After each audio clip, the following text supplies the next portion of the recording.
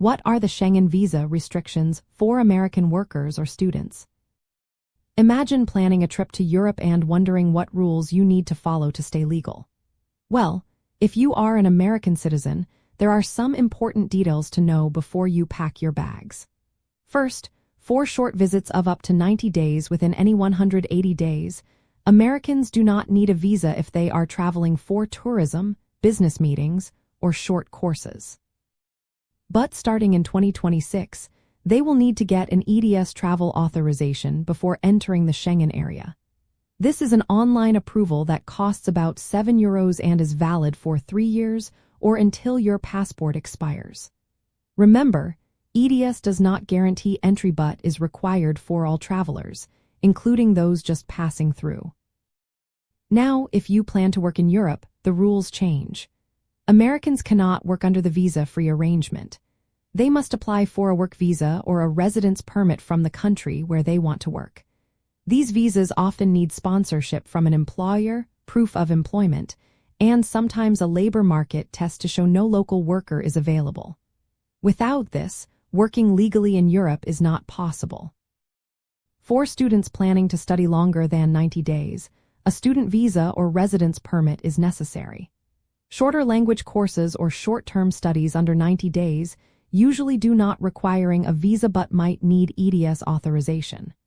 Student visa applications typically ask for proof of enrollment, financial support, health insurance, and housing arrangements.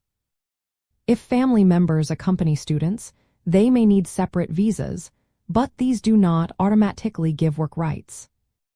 The 90 days within 180 days rule is important. It means you can stay in the Schengen area for up to 90 days, then must leave and wait at least 90 days before returning without a visa. For longer stays, you need the proper visas or permits, which vary by country.